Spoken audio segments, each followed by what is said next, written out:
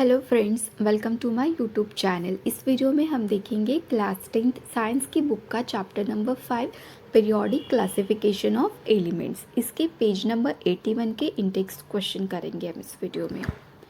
First question है, did Dobereiner's triad also exist in the columns of Newland octaves, compare and find out. Question में बोला है क्या Dobereiner triad Newland octaves के column में exist करता है। हमें कंपेयर करना है दोनों को और फाइंड आउट करना है कि कौन सा ग्रुप जो है वो डॉबेराइनर ट्रायड का न्यूलैंड ऑक्टेव्स में एग्जिस्ट कर रहा है। तो डॉबेराइनर ट्रायड में कितने एलिमेंट्स थे? 9 एलिमेंट्स, जिनमें लिथियम, सोडियम एंड पोटेशियम जो है वो न्यूलैंड लॉ ऑफ ऑक्टेव्स में एग्जिस्ट करता है। देखो यहाँ पे लिथियम, सोडियम एंड पोटेशियम यहाँ पे एग्जिस्ट कर रहा है। ठीक है, तो इसका आंसर कैसे लिखेंगे हम? Yes, Dobereiner's triad also existed in the columns of Newlands octaves. For example lithium, sodium and potassium. मतलब अगर हम लिथियम को फर्स्ट एलिमेंट कंसिडर करते हैं तो 8 नंबर पे सोडियम आता है, और अगर सोडियम को फर्स्ट एलिमेंट कंसिडर करते हैं तो पोटेशियम जो है वो 8 नंबर पे आता है। ठीक है, ये न्यूलैंड लॉ ऑफ ऑक्टेव्स में होता है। और डॉबेराइनर ट्रायड में क्या होता है?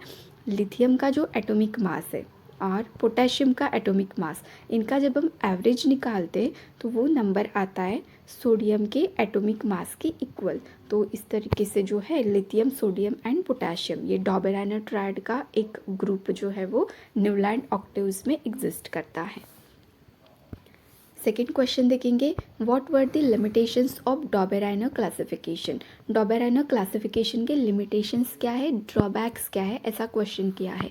तो देखो डॉबेराइनर ने क्या किया था, सिर्फ 9 एलिमेंट्स का ही मतलब यहाँ पे ग्रुपिंग कर दी गई थी। ठीक है, 9 एलिमेंट्स की ग्रुपिंग कर दी गई थी उनके ट्रायड में, और बाकी के जो एलिमेंट्स थे उस टाइम पे, ठीक है, नोन एलिमेंट्स जितने भी थे उनका प्रॉब्लम यहाँ पे सॉल्व नहीं हुआ था। तो यही लिमिटेशन था इनके क्लासिफिकेशन का। इसको लिखेंगे कैसे? It fail to arrange all the then known elements in the form of triad of elements having similar chemical properties.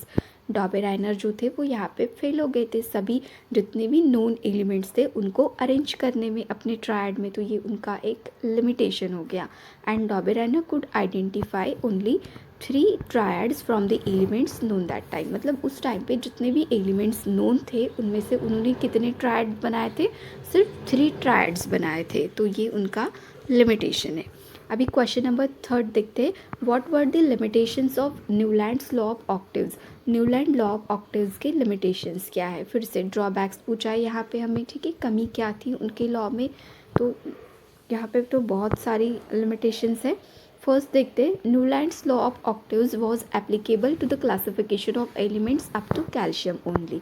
Newland law of octaves जो था वो कौन सा एलिमेंट तक एप्लीकेबल था? सिर्फ कैल्शियम तक। और फिर कैल्शियम के बाद जितने भी एलिमेंट्स है वहाँ पे न्यूलैंड लॉ ऑफ ऑक्टेव्स जो था वो एप्लीकेबल नहीं था। ठीक है, after calcium every element did not possess the properties similar to that of the first element.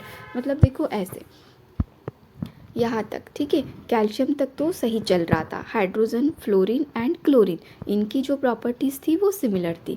Same यहाँ पे लिथियम, सोडियम एंड पोटेशियम, इनकी जो प्रॉपर्टीज़ थी वो सिमिलर थी, और कैल्शियम तक भी मतलब सेम चल रहा था। बट यहाँ पे बोरॉन एंड एल्यूमिनियम, इनकी जो प्रॉपर्टीज़ थी वो सिमिलर थी, बट क्रोमियम ये इनसे डिफरेंट था, यहाँ से वही चल रहा था। ठीक है, डिफरेंट एलिमेंट्स मतलब डिफरेंट प्रॉपर्टीज़ थी उनकी, ये उनका लिमिटेशन था। अभी सेकंड देखते हैं, Newlands assumed that only 56 element existed in nature and no more elements would be discovered in the future.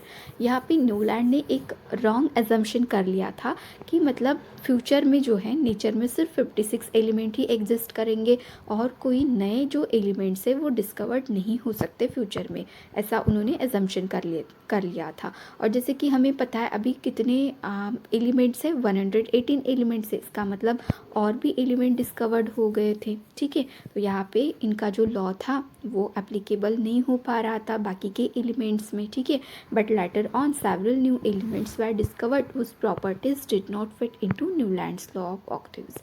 Then in order to fit elements into his table, Newland put even 2 elements together in one slot and that 2 in the column of unlike elements having very different properties. अब देखो इसमें क्या बोला है, Newland ने फिर क्या किया, यहाँ तक तो मतलब सबकी प्रॉपर्टीज सिमिलर आ रही थी, बट यहाँ से नहीं आ रही थी। तो न्यूलैंड को भी क्या करना था, सभी एलिमेंट को अपने टेबल में फिट करवाना था। तो उन्होंने क्या किया, एक ही स्लॉट में ऐसे दो दो एलिमेंट्स लिखना उन्होंने स्टार्ट कर दिए। और वो भी कहाँ, जहाँ पे देखो hydrogen, fluorine, chlorine and bromine, इनकी प्रॉपर्टीज़ बिल्कुल सिमिलर है। और ये जो कोबाल्ट एंड निकेल है, इसकी प्रॉपर्टीज़ बिल्कुल भी सिमिलर नहीं है इनके साथ। फिर भी क्या किया उन्होंने, एक ही स्लॉट में इनको प्लेस किया। और एक लिमिटेशन है यहाँ पे 4th नंबर पे, iron element was resemble elements like cobalt and nickel in properties was placed far away from this element.